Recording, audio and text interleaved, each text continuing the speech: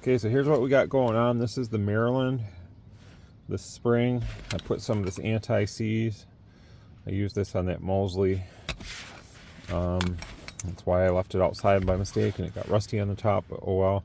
This is a quick disconnect for 3/8 by 24, so I'm going to screw that into here. I'll put some more anti-seize, and then I have an NMO to 3/8 by 24 that just, and it's on. So when I take the antenna off, simple as just walk up, twist it, pull it off. You know, no unscrewing. Okay, so this is my current antenna. This is the Larson NMO 27. I got a spring on it. Works pretty good. It's like a quarter wave. It's a little black whip. That's what I got with it. You can get it with a chrome whip, whatever. It's missing a little Corona ball on the top. I don't know what the heck happened to it. It broke off or something. But so I'm gonna unscrew this from the NMO. This is a NMO to quick disconnect 3/8 by 24. So that's all I'm gonna do. Obviously I could unscrew this every time if I wanted to, but it's easier just to leave this on. This doesn't matter if this gets a little bit of corrosion on it or whatever. You could take a Brillo pad or something, honestly, and just scrape it.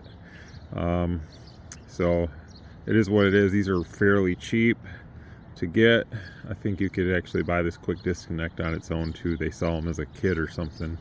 So I bought a kit of these. I think I had them on some various ham sticks, that other piece I showed. So let me put this up here and we'll see what happens. You can see that little Allen screw. I usually put anti-seize on those. If you don't, over time that'll corrode and it'll strip, all that good stuff. You'll never be able to get the whip out. Let's say that, I don't know, let's say that you hit something really hard, or you forgot that the antenna was up on the roof and you drove under something and you basically just bent the whip. I mean, these will bend at a certain point. It takes a lot, but they will bend. So you wanted to swap your whip, well, you can't get that out. You have to drill it out or something. So it's easy just to put that anti-seize in there just a little bit, and then you're good to go. Okay, so it's up there and it's receiving good. This is a tram, that's what that is. So honestly, I might take the spring off. I'm not sure, because it's a little, you know, there's a little bit of wobble here due to the height.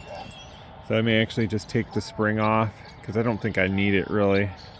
And that will give it a little less drag when I'm driving down the expressway. I don't like this little bit of play in that. So, you know, honestly, this antenna probably would be fine, just this screwed right into this, without anything else. This extra height is what's giving it the little bit of play. But I mean, I'm not worried about my roof buckling or anything like that. And that's our Maryland up there, so it's looking good. And SWR is really good on it. Let's take a quick peek at that. I didn't adjust anything. I just literally put it on there and checked it really quick, and it's perfect. Okay, so this is in the car. You can see what I'm running. We're gonna go to Cal. This is old school, so it doesn't do all that stuff for you automatically, which is fine. Doesn't matter. Let's dial that up just a little bit. This is what, channel 22, I guess. So we'll switch this over to SWR. Basically no movement. We'll go to channel 40. You could probably hear those blend door actuators. You know, you have one of these older Impalas like I have, when you know when those are bad, because you get in here and it sounds like there's a woodpecker tapping under your dash. Anybody that's had a Chevrolet or General Motors type vehicle would know that sound. It's the worst sound. But you can change those yourself. I've changed them on my wife's car and mine. This is channel 40. You basically nothing. I mean, if I wanted to be real picky, I could go up there and fine tune it, but I'm not gonna, because it's good enough to me. And this is in my driveway, so there's a tree. This is channel 1, I think. Yep. And let's see, SWR. So yeah, it's looking good to me. So pretty simple, straightforward. I think I might take that spring off and then I'll just recheck it, and if there's anything notable to point out there, I'll point it out, because I don't think I need that spring. I didn't take the spring off yet, but let's see if I can get it anybody. This is in the mobile. CQ 269 Michigan trying.